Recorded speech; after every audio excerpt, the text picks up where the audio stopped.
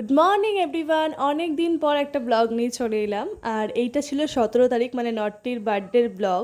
তো দেখতেই পাচ্ছ, ঘুম থেকে উঠে বাবানকে আগেই হ্যাপি বার্থডে বলে একটা মাম দিয়ে দিলাম। এইদিকে হচ্ছিল পায়েস সকাল সকাল, আর এদিকে আমি চা নিয়ে বসে পড়েছিলাম। চাটা খাওয়ার পরে দেখলাম সবাই রেডি হতে লেগেছে, যেহেতু ক্যাটারিংয়ে দেওয়া ছিল সমস্ত, মানে সকাল থেকে খাবার জলখাবার থেকে আরম্ভ করে, তাই কাউকে সেরকম কিছুই করতে হয়নি বাড়িতে।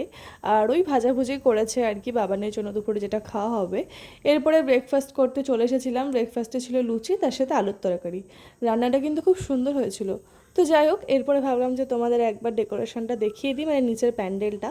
তো এই ছিল নিচের প্যান্ডেলটা, দেখতেই পাচ্ছ। আর এরপরে তোমাদের আমি এটাই বলছিলাম যে বাবানের গায়ে হলুদের জন্য কিন্তু যেই, মানে গায়ে হলুদ যেখানে হবে সেটা কিন্তু চলে এসেছে। এরকম কিন্তু আমার গায়ে হলুদেও ছিল, আর এই জিনিসটা এমন এখন কমন হয়ে গেছে যে সবাই কম বেশি এখন এটা করে আর কি। তো যাই হোক, এই যে দেখতে পাচ্ছ এখানে হচ্ছে খাবার, মানে রান্না হচ্ছিল। আর এই যে দেখতে পাচ্ছ নটটির মামা, ছোট মামা চলে এসেছে। আর এরপরে দিদির সাথে ও গল্প করছিল। তোমরা এর আগের ব্লগে দেখতে পাবে আমরা অনেক ফুল কিনেছিলাম, গোলাপও কিনেছিলাম, তার সাথে কিন্তু এই মাসিটা বারবার এসে নেওয়ার কথা বলছিল, তাই ভাবলাম যে আমরা নিয়ে নিই। তো আমরা গোলাপ নিয়ে নিয়েছিলাম আরও কটা। আর গোলাপের তো সেরকম কোনো গন্ধ নেই। তো যাই হোক, এরপরে চলে এসেছিলো নটটির দাদা, মানে আমার বাবা চলে এসেছিল। তো আমার বাবাকে বলছিলাম যে আমার ব্লগের জন্য একটু হাই বলে দাও, তো আমার বাবা একটু লজ্জা পাচ্ছিল।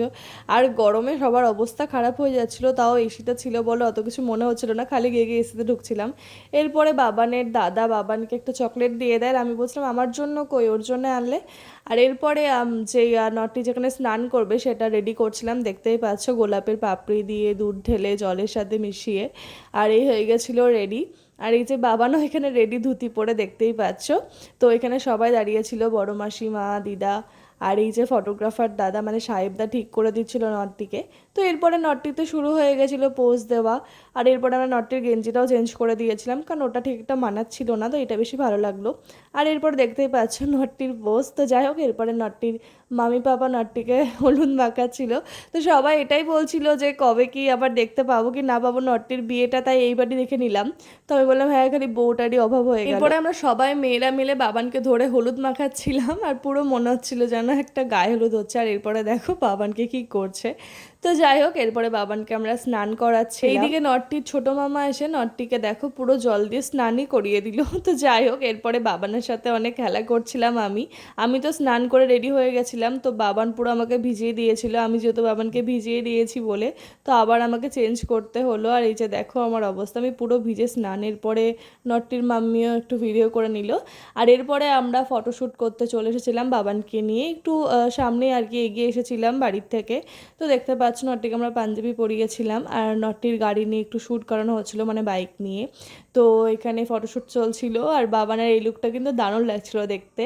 আর গরমে তো অবস্থা খারাপ হয়ে যাচ্ছিলো আমাদের। আর এইখানে একটা আমাদের শট নেওয়া হয়েছিল, এই শটটা বেশ সুন্দর নেওয়া হয়েছিল। তোমাদের যখন ভিডিওটা আসবে তখন শেয়ার করবো, তোমরা দেখে বুঝতেই পারবে। আর এই যে এই পোস্টটা কিন্তু আমার দারুণ লেগেছে, মানে বড় ছেলেরা যেরকম দেয়।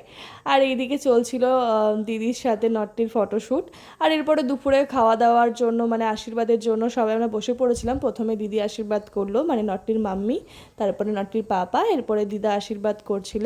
আর এরপরে বললাম দিদাকে একটা মাম দিতে, তাই নটটি একটা মাম দিয়ে দিচ্ছিল দিদাকে। আর এই দিকে দেখতে পাচ্ছ আমার মা, তারপরে বাবাও আশীর্বাদ করে।